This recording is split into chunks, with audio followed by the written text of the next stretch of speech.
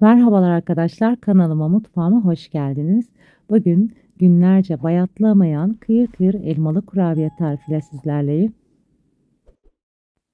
Yapımı, şekli oldukça kolay olan elmalı kurabiyemizin tüm püf noktalarıyla buyurun ayrıntılı şekilde izleyelim. Elmalı kurabiyemizin içi için ben elma pişirmeyeceğim. Bunu daha önce pişirip derin dondurucuya kaldırmıştım. Onu kullanacağım. Derin dondurucudan çıkarmış olduğum elmalı kurabiye içime bir su bardağına yakın kıyılmış ceviz ekliyorum. Bu kurabiye malzemesi için 5 adet büyük elmayı rendeleyip tavada suyunu çektirene kadar pişirdikten sonra üzerine bir tatlı kaşığına yakın tarçın ekleyebilirsiniz. Tabii ki çok tarçın sevmiyorsanız biraz azaltabilirsiniz. Sonrasında kıyılmış cevizi de ekleyip o şekilde yapabilirsiniz. Ben dediğim gibi daha önceden derin dondurucumda olan bu elmalı içimi kullanacağım. Açıklama kısmında detaylı şekilde elma içi nasıl pişirilir onu da yine de ekleyeceğim arkadaşlar. Sizler de dilerseniz benim gibi bu şekilde fazla elmalarınızı pişirip derin dondurucuda saklayabilirsiniz. Pişireceğiniz zaman cevizini ekleyebilirsiniz arkadaşlar. Elmalı kurabiyemizin hamuru için 250 gram oda ısısında bekletilmiş tereyağı veya katı yağımızı yoğurma kabımızın içine ekleyelim. Üzerine 1 adet yumurta, 2 yemek kaşığı dolusu yoğurt ekledim. 1 çay bardağı sıvı yağ ekliyorum. Bu arada ben fazla kurabiye yapacağım için malzemeleri de fazla ekliyorum. Sizler daha az kurabiye istiyorsanız yarı malzemelerle yapabilirsiniz. Bir su bardağı dolusu pudra şekerimi de ekleyip malzemelerimi biraz spatula yardımıyla karıştırıp 3 su bardağı kadar unu ekledim arkadaşlar. Bir pakette kabartma tozunu ekliyorum. Sonrasında elimle yoğurarak tekrar un ekleyerek kıvamlı bir hamur elde edene kadar yoğuracağım.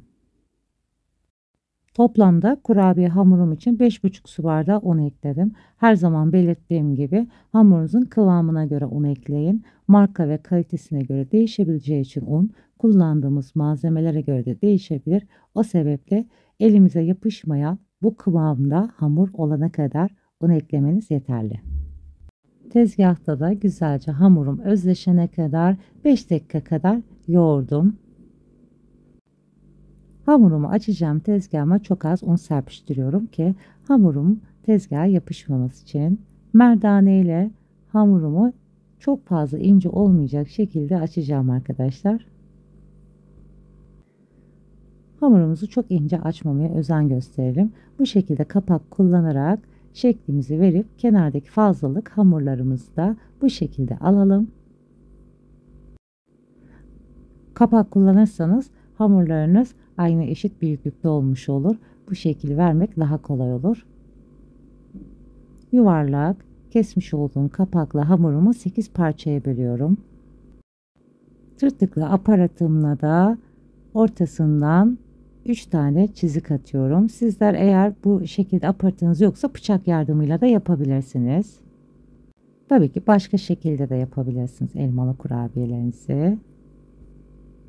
Hamurumu kesme işlemi bittikten sonra elma iç harcımı bolca hamurumun üzerine yerleştiriyorum. Ben biraz bol sevdiğim için elmalı iç harcını fazla ekliyorum. Sizler daha az da ekleyebilirsiniz.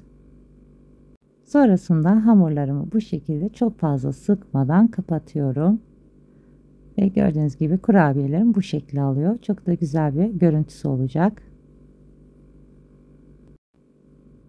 Aynı şekilde bütün hamurlarımı sardıktan sonra tepsime kurabiyelerimi yerleştiriyorum. Yağlı kağıt serilmiş olan tepsime kurabiyelerimi yerleştirdikten sonra geri kalan hamurum da bitene kadar yine tekrardan aynı işlemi uygulamaya devam edeceğim. Tekrardan yine hamurumu alıp tezgahımın üzerinde istediğim büyüklüğe gelene kadar açacağım. Kapak yardımıyla hamurumu bu şekilde kesip sonrasını 8 parçaya böleceğim. Tekrardan aparatla orta kısımlarını da bu şekilde kesiyorum. Bu arada arkadaşlar kanalıma hala abone değilseniz abone olmayı, Daha güzel tariflerden haberdar olmak için zil sesi butonunu açmayı unutmayın. Bu sayede başka güzel yeni tariflerimden anında haberdar olabilirsiniz. Benim yaptığım bu malzemelerden 1,5 tepsi kurabiye çıkıyor. Sizler daha az kurabiye yapacaksanız yarı malzemelerle yapabilirsiniz veya bu malzemelerle 1,5 tepsi kurabiye yapıp bir kısmını derin dondurucuda saklayabilirsiniz. Hamurum bitene kadar bu şekli vermeye devam ediyorum kurabiyelerime. Kurabiyelerim pişmeye hazır. 170 derece fansız ayarda pişireceğim kurabiyelerimi. Yüksek ayarda kurabiyeleri pişirmemeye özen gösterelim. Bu sayede daha güzel kıyır kıyır kurabiyeler elde etmiş olacağız. İlk önce hafif pembeleşene kadar 170 derece, sonrasında 160 derecede kurabiyelerimin içi pişene kadar pişirdim. Pişen kurabiyelerim soğuduktan sonra üzerine pudra şeker serpiştirdim. Gördüğünüz gibi arkadaşlar görüntüsü de çok güzel kurabiyeler elde etmiş olduk. Bu tarifle kıyır kıyır elmalı kurabiyeler yapabilirsiniz. Bu tarifle yaptığınız kurabiyeleriniz günler sonra bile yine aynı kıyırlıkta kalır. Asla yumuşama yapmaz.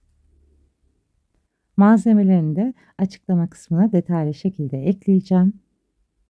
Görüntüsüyle de oldukça güzel bu kurabiye tarifimizi umarım sizler de dener beğenirsiniz. Şimdiden deneyip yapacak olanlara afiyet olsun. Başka güzel tariflerde görüşmek üzere. Hoşça kalın, sağlıcakla kalın.